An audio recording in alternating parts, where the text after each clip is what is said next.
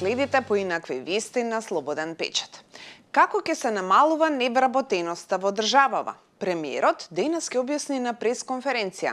Тој ќе го промовира оперативниот план за вработување. Што содржи ќе видиме во 12 часот.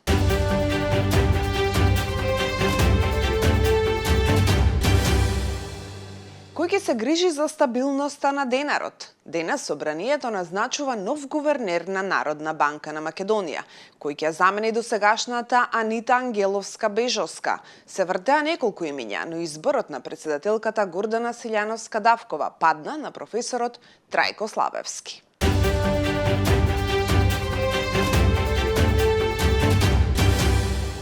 Обвиненија за барон Беланоца и за штекли. Едните нарачувале убиства, другите ја криеле дрогата во бункери на државно земјиште. Обвинителството за гонење на организиран криминал и корупција поднесе 2 обвиненија против криминалната група Беланоца Барон и уште едно за дилање на дрога против групата на Раде Трајковски штекли.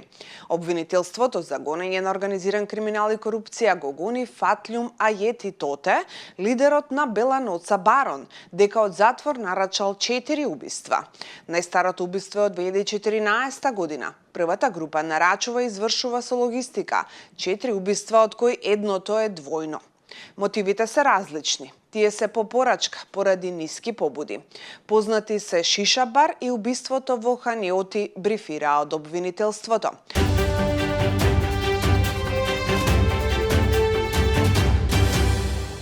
Полигонот под Кале со години е дувло на диви депонии за матени надлежности. Поранешниот сообраќаен полигон под Скопското Кале, веднаш до кејот на реката Вардар, веќе со години е неуреден, запуштен и оставен на забот на времето, без грижа од градот, а ниту од општина Центар, и постојано е место каде што никнуваат мини депонии со секаков тип отпад. Сместен на огромна површина со неколку сектори каде што порано вежбале младите возачи, сега уште на влезот е видливо дека влегувате во хорор приказна. Скршена рампа и цели кратери на улицата, околу која, додека пристигнете на познатата ширинка, ќе ве пречекаат неколку планини од ѓубре. Слободен печат отиде на терен и увиде дека ситуацијата е и повеќе од загрижувачка. Веќе школки, двоседи, фотели, пластични буриња од непознати течности, кабаст отпад, автомобилска каросерија, картони. На овој полигон можете да пронајдете, а очигледно и да оставите се што не ви е потребно без никаква санкција и последица, а потврда за тоа е количината ѓубре расфрлена по бетонот.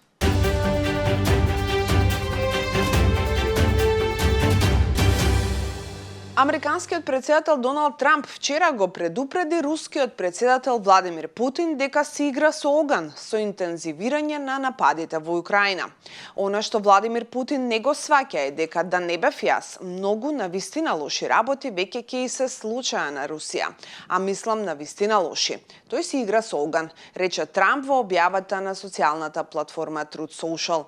Трамп претходно изјави дека размислува да воведе санкции кон Русија оваа недела или да се повлече од разговорите за прекин на огнот во Украина, бидејќи е се пофрустриран од нападите врз Украина и бавното темпо на мировните преговори, објави Wall Street Journal, повикувајќи се на неименувани извори.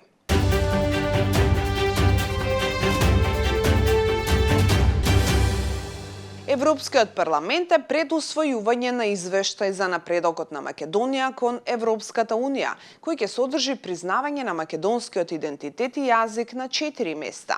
Признанието треба да биде наведено во следниот извештај на Европскиот парламент за напредокот на Македонија кон Европската Унија, кој треба да биде усвоен во јули.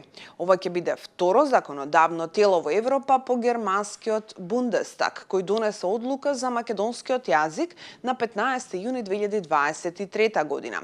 Признавањето на јазикот и идентитетот било постигнато откако главниот известувач, австриецот Томас Вајц од Зелената партија, постигнал консензус со другите 7 известувачи во сенка, кои ги представуваат политичките семејства во Европскиот парламент.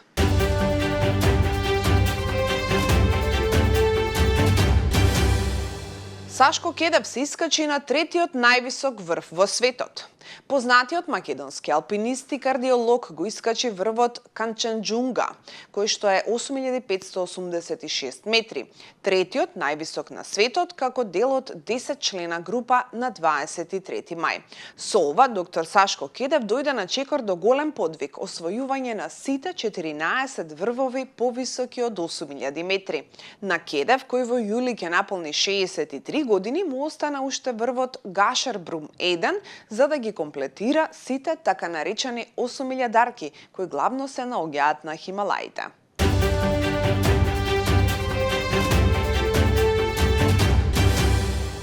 Денеска на YouTube каналот на Слободен печат ќе можете да го гледате новото издание на емисијата Мама Визија, во која што овој пат ќе гостува Стефани Христов, која што е фотографка и се занимава со инфлуенсерство.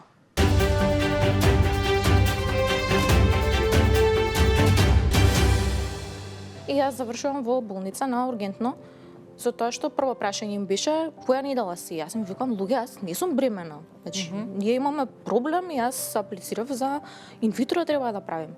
Ме гледаат на ехо и повторно не увидуваат нешто. Меѓутоа докторката вика, јас сум убедена дека е тоа. Оди во лабораторија да се испиташ преку крв. Тоа е најдобар најсигурен показател, да.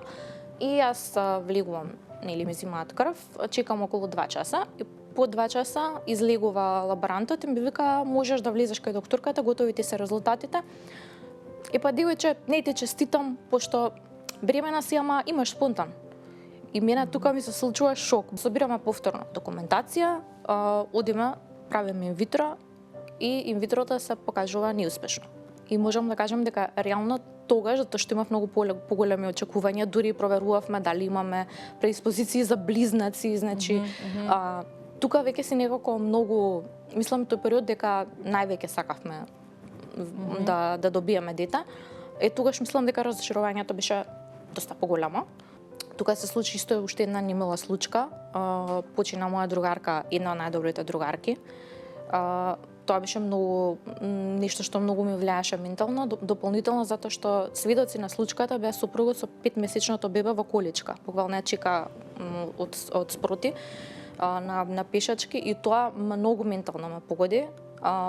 Значи почнав да размислувам до степен, па дали јас сакам на овој свет да донесам дете, да живеам во вакво општество, во вакво. Значи бевме на 4 различни места, 4 различни мислења, од кои само еден доктор кој што е веќе во пензија ни рече да си се обидуваме природно, а сите други ни кажаа дека нашиот случај е толку сериозен што дури не треба да ги скокнеме тој процес на инсеминација. Доаѓа период на одмор и ние одлучуваме ајде, мислам се пробуваме нели за спонтано да добиеме дете, меѓутоа малку ќе паузираме со сите тие документации и нели испитувања и отидовме на одмор да се опуштиме нели психички. И тука се случува уствари присвртот, кога јас забременувам.